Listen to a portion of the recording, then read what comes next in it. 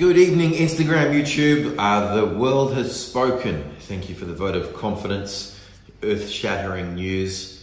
What am I talking about? My beautiful wife gets on Instagram last night with me and blows up my account. I get replies, responses, I get comments, I get feedbacks, I get more engagement than I've had. I tried to look up today when I first started doing videos.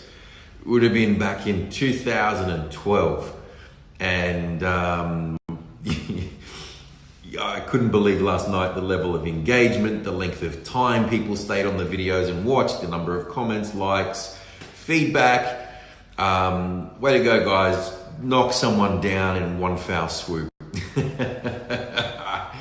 I'm just kidding. I'm really happy you guys got to see my beautiful wife, and it only reinforces that I made a brilliant decision in marrying someone so fantastic.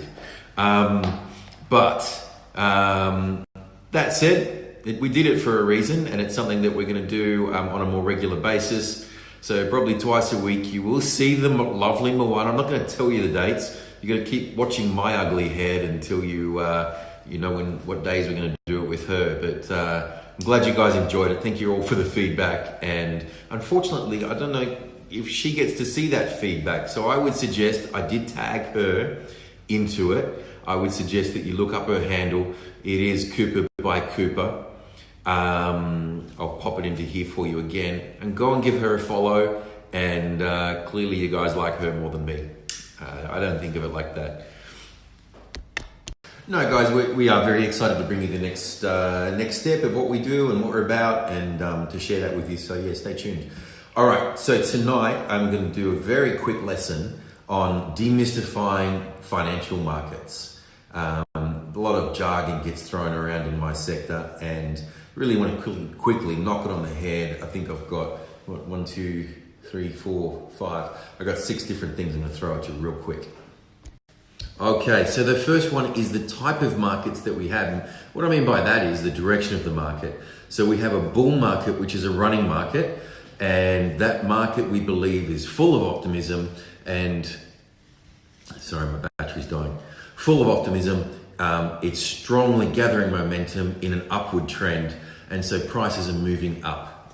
That's the bull market. The bear market we believe is pessimistic. It's going down. Prices are falling, and generally, as a general rule of thumb, not a holy grail in science on this one, but bear markets tend to fall quicker, and because of pessimism and fear. The two things that drive markets are greed and fear.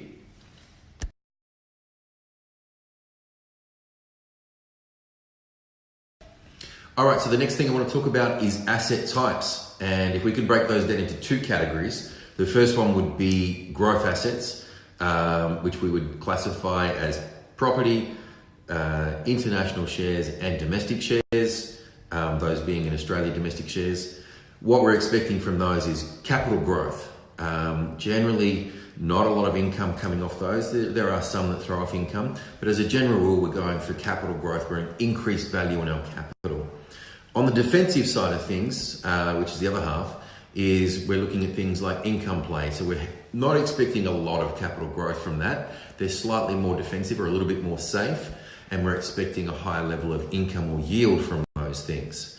So yeah, 2 asset classes, but each of those are then broken down into sub-asset classes. Okay, so there's 2 more to go. The second last one is hedging. Now, I'm not too sure if you've called or heard the expression hedging your bets. It's almost like having a 50-50, one each way. You're not real sure, you're not real confident on which way it's going to go, so you're not backing yourself entirely. So when you're hedging, basically is that you're putting a protective mechanism in just in case you need to protect capital losses. And the final one I want to cover off tonight is gearing. Most of you would have heard of this with mortgages or borrowing. It's another term for borrowing. Most of you who own homes would have geared at one point in your life, unless you've bought the property outright. So gearing is another form of leverage, or leveraging yourself. It's borrowing and using other people's money to improve your position.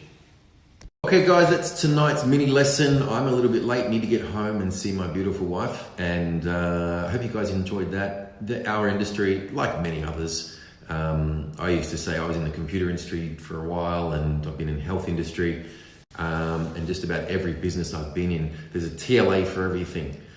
What's a TLA? It's a 3-letter acronym. So everyone likes to abbreviate things. Some people like to try and make it more difficult for the layman to understand. But finance really is, or can be, quite simple. So hopefully that's demystified some of it for you. All right, guys, you have a great evening, and I'll see you tomorrow.